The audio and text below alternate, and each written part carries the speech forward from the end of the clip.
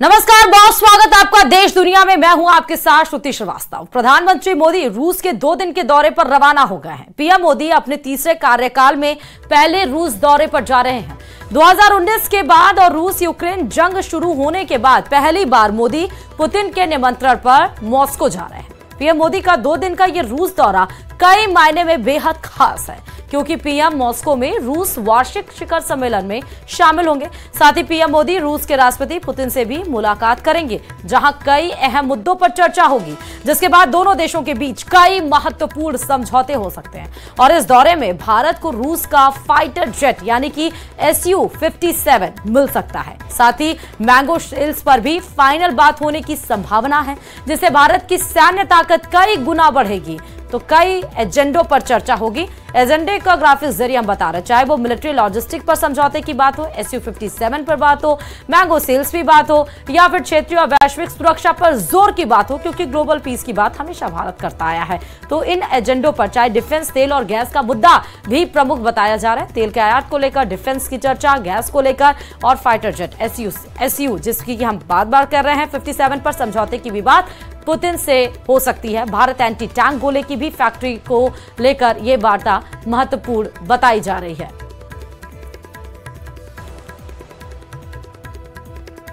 और 2025 तक $50 अरब का निवेश। चेन्नई व्लादिवोस्तोक कॉरिडोर में भी निवेश पर चर्चा की बात कही जा रही है।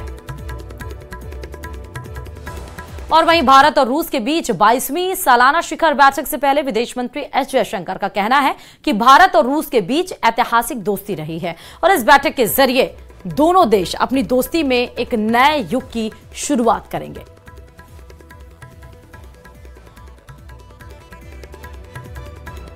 तो इधर पीएम मोदी के स्वागत के लिए रूस में जोरदार तैयारियां चल रही हैं। प्रधानमंत्री के स्वागत में सांस्कृतिक कार्यक्रमों का आयोजन किया जाएगा। पीएम मोदी के स्वागत में नृत्य और गीत प्रस्तुत करने की तैयारी की जा रही है और भी कई प्रकार के कार्यक्रमों का आयोजन किया जाएगा। इस दौरान भारतीय समुदाय के लोगों में भी उत्साह साफ दिखाई दे रहा है। पीएम मोदी के स्वागत के लिए सभी पलके बिछाए बैठे हैं।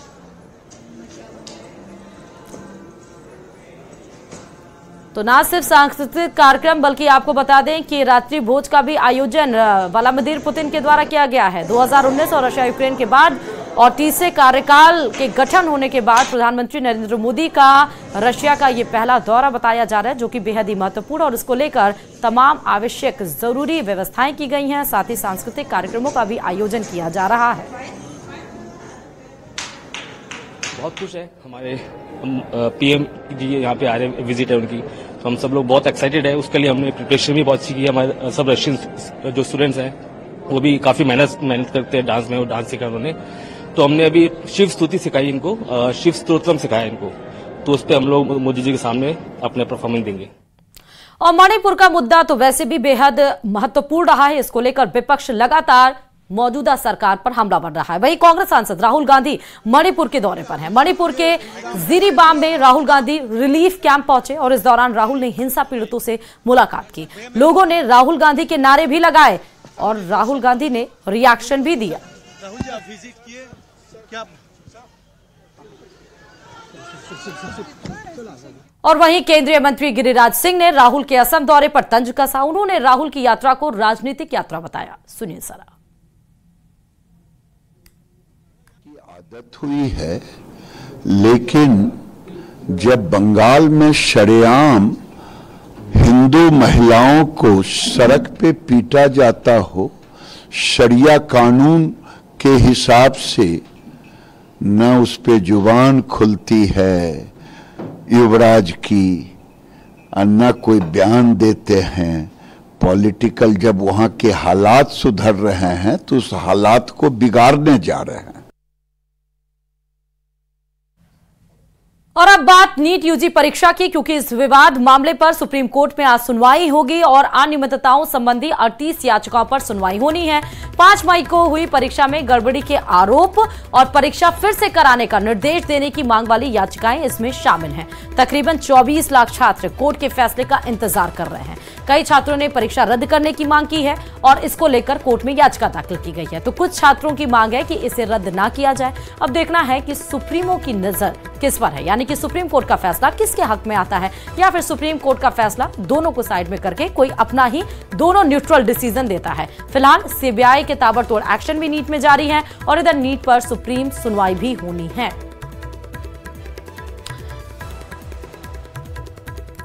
और कांग्रेस ने ट्वीट कर केंद्र सरकार को चीन के मसले पर घेरने की कोशिश की। दरअसल कांग्रेस ने सोशल मीडिया साइट एक्स पर कुछ सैटेलाइट तस्वीरों की मीडिया रिपोर्ट को पोस्ट करते हुए प्रधानमंत्री नरेंद्र मोदी पर चीन की हरकतों पर खामोश रहने का आरोप लगाया। यही वो तस्वीर है जिसको पोस्ट किया गया है कांग्रेस की तरफ से। सैटेलाइट तस्वीरों में दिखाया गया कि चीन लगातार पूर्वी लद्दाख में दखल दे रहा है और अपनी नापाक हरकतों से बाज नहीं आ रहा। दावा यह भी किया जा रहा है कि पूर्वी लद्दाख में पैंगोंग झील के पास खुदाई करके चीन बंकर बना रहा है और सिरजाप मिलिट्री बेस के पास अंडरग्राउंड बंकर के साथ ही बख्तर बंद वाहन तैनात किए गए हैं। गोला बारूद का स्टोर बना दिया गया है। और वहीं विरोधी दल इस मामले पर केंद्र सरकार की चुप्पी पर सवाल उठा रहे हैं। आपको भी सुनाते हैं। लगातार चीन को एक तरफ मोदी सरकार व्यापार देती है, दूसरी तरफ प्रधानमंत्री जी उनके साथ झूला झूलते हैं, तीसरी तरफ चीन के आक्रामक रुख पर प्रधानमंत्री की आवाज दब जाती है। तो ये सवाल खड़े करता है, मोदी जी चीन से इतना डरते हैं, थर्राते हैं कि चीन का नाम उस घटना के बाद जो हमारे सैनिक शहीद हुए हैं उसके बाद में च शब्द नहीं है। उसके पहले सी फिंचिंग इनके बहुत ही अच्छे मित्र हुआ करते थे, झूला झूलते थे। तो ये हालत है इनकी। और कांग्रेस के आरोप पर बीजेपी ने पलटवार किया है और कांग्रेस पर चीन के साथ करार करने का आरोप लगाया है। सुनिए जरा। सच ये है, चाइना उस जमीन पर सुरंग या इंफ्रास्ट्रक्चर खड़ा कर रहा है जिस जमीन को 1962 के अंदर पंडित नेहरू जी ने, जवाहरलाल नेहरू जी ने उनको थाली पर परोस कर दी थी। और सच ये भी है कि आज से 10 साल पहले AK एंथनी, जो कि यूपीए के काल के अंदर रक्षा मंत्री थे, उन्होंने पार्लियामेंट के अंदर कहा था कि हम अपने तरफ इंफ्रास्ट्रक्चर इसलिए नहीं खड़ा करते कि हमें डर लगता है कि चाइना उसको दुरुपयोग न कर ले।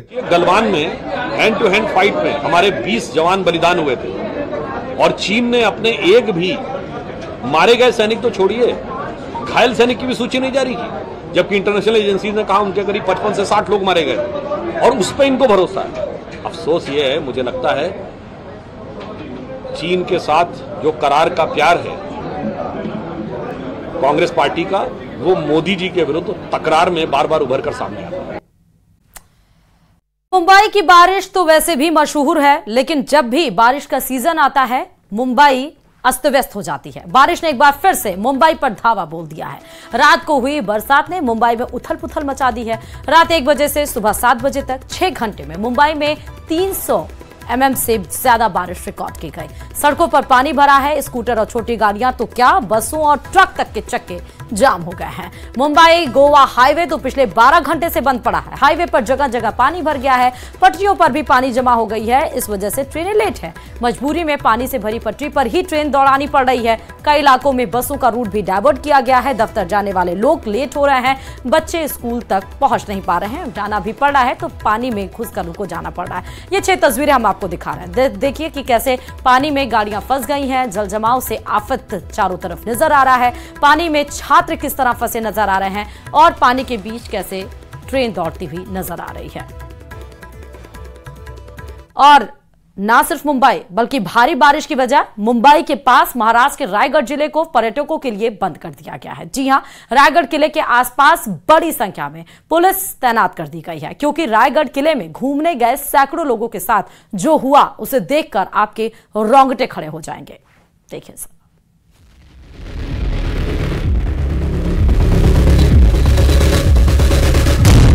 सैलाब से हुआ सैलानियों का सामना।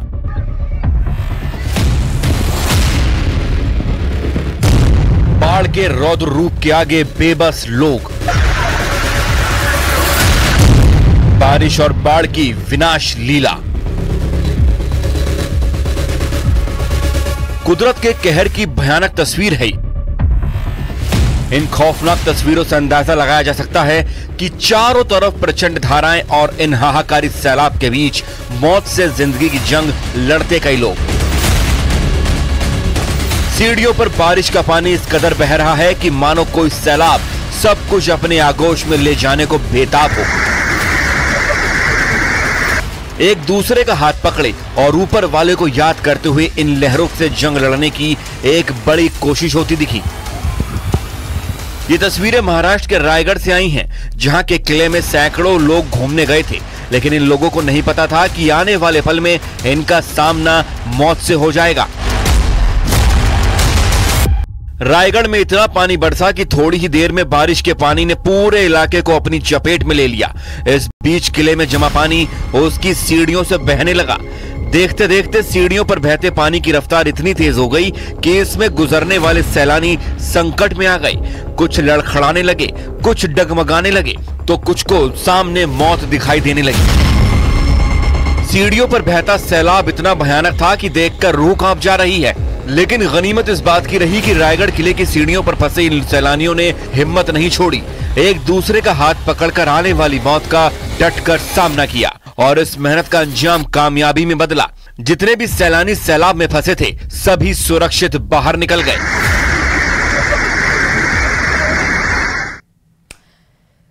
तो रायगढ़ को तो बंद कर दिया गया, लेकिन उत्तराखंड, उत्तर प्रदेश, असम में मूसलाधार बारिश का दौर जारी है। उत्तर प्रदेश में राप्ती नदी खतरे के निशान से ऊपर बह रही है। 6 तस्वीरें फिर आपके सामने हैं, जहां बारिश का कहर देखा गया है। असम में बाढ़ ने चारों तरफ हाहाकार मचा रखा है। असम में बाढ़ की चपेट में आने से अब तक 66 लोग अपनी जान गंवा चुके हैं। वहीं राजस्थान, महाराष्ट्र और मध्य प्रदेश में भी भारी बारिश से लगातार हालात बद से बदतर होते जा रहे हैं।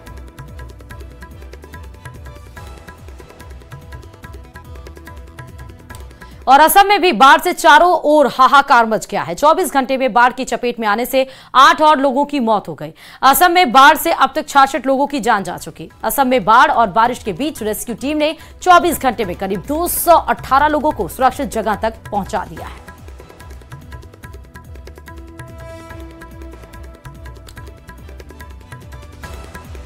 उत्तराखंड, असम, महाराष्ट्र और उत्तर प्रदेश क्या भगवान राम की नगरी भी नहीं छूटी। भगवान राम की नगरी में बहने वाली सरयू नदी ने रौद्र रूप धारण कर लिया। सरयू नदी की तस्वीरें आपको दिखा रहे हैं, जहां जल खतरे के निशान को पार कर गया है। सरयू का जलस्तर लगातार बढ़ रहा है और इसके निशान से करीब 27 सेंटीमीटर ऊपर सरयू नदी बह रही है। प्रशासन ने नदी के आसपास सटे रिहायशी इलाकों में अलर्ट भी जारी कर दिया है।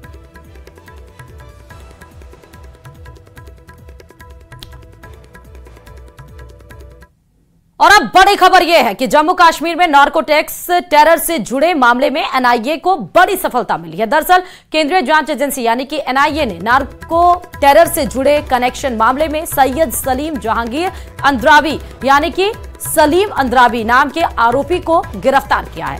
जांच एजेंसी के वरिष्ठ अधिकारी के मुताबिक इस आरोपी का लश्कर-ए-तैयबा और हिजबुल मुजाहिदीन आतंकी संगठन से कनेक्शन जुड़ा हुआ है। ये गिरफ्तार आरोपी मूल रूप से कुपवाड़ा का रहने वाला है और पिछले 4 सालों से ये फरार था। इसके खिलाफ साल 2020 में एनआईए ने मामला दर्ज किया था।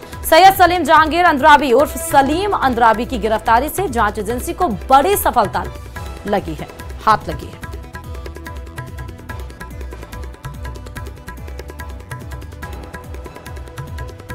और यह भी खबर जम्मू कश्मीर के कुलगाम से है, जहां एक हैरान करने वाला वीडियो एक्सक्लूसिव सामने आया है। दरअसल न्यूज 18 के पास इस एक्सक्लूसिव वीडियो में आतंकियों के तहखाने का राजफाश हुआ। कुलगाम के चीनी गांव से आया यह वीडियो आतंकियों के गुप्त अड्डे का है और इसी तहखाने में आतंकवादी संगठन हिजबुल मुजाहिदीन के वो 4 आतंकवादी रहते थे, जिन्हें एक रोज पहले सेना के जवानों ने एनकाउंटर में ढेर किया था। सामने आए वीडियो में अलमारी की दराज के पीछे एक गुप्त तहखाना बनाया गया था, जिसके अंदर आतंकी छिपे थे। इस तहखाने को हमास की तर्ज पर बनाया गया। एक रोज पहले ही इस तहखाने में रहने वाले 4 आतंकी मुठभेड़ के दौरान मौत की घाट उतार दिए गए थे।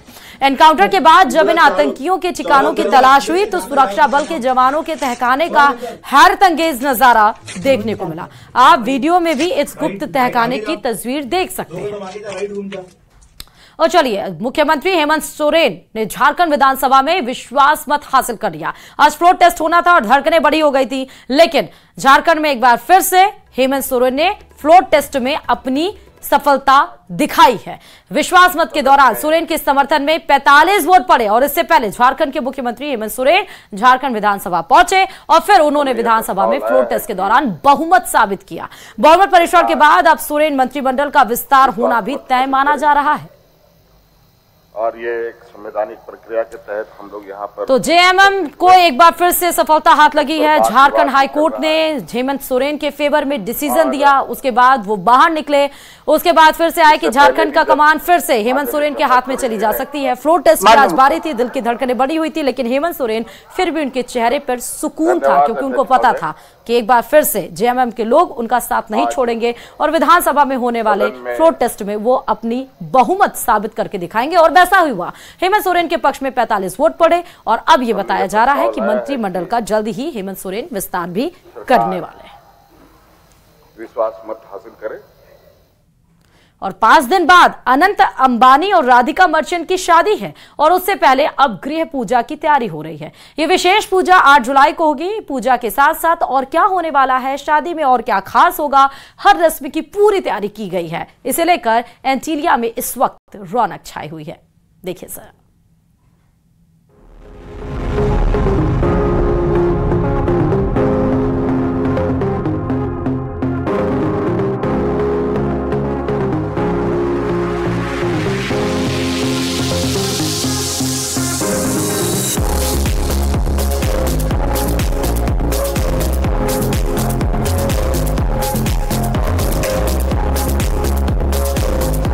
जैसे जैसे अनंत अंबानी और राधिका मर्चेंट की शादी की तारीख करीब आ रही है, एंटीलिया में रौनक बढ़ती जा रही है।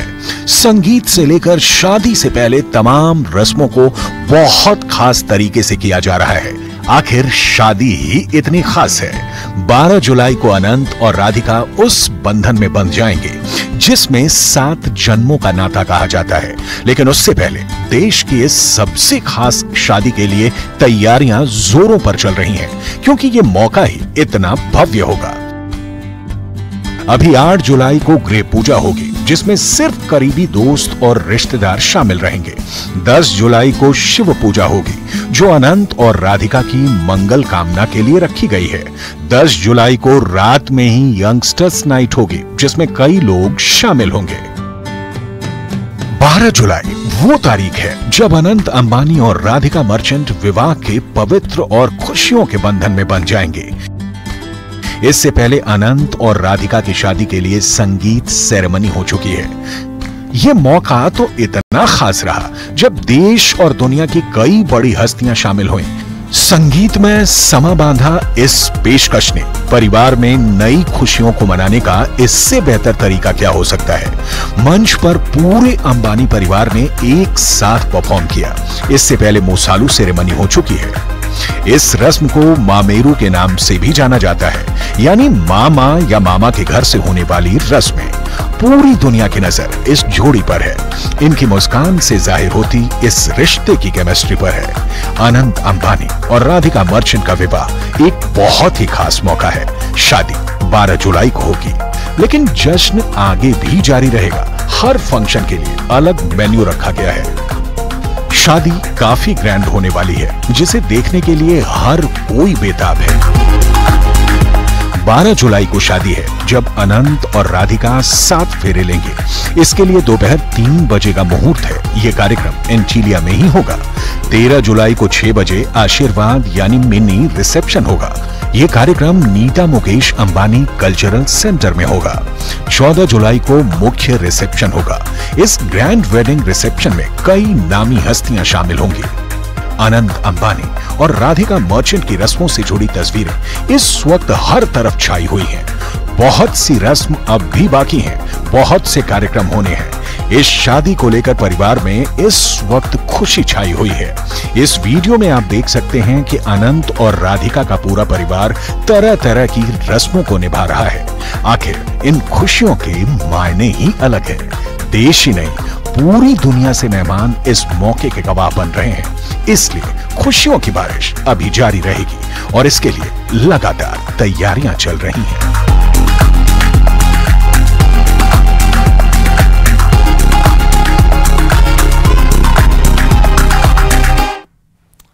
और इन तमाम खबरों के साथ देश दुनिया में फिलहाल अभी के लिए इतना ही, और आगे जरूर देखिए खास कार्यक्रम महारो राजस्थान।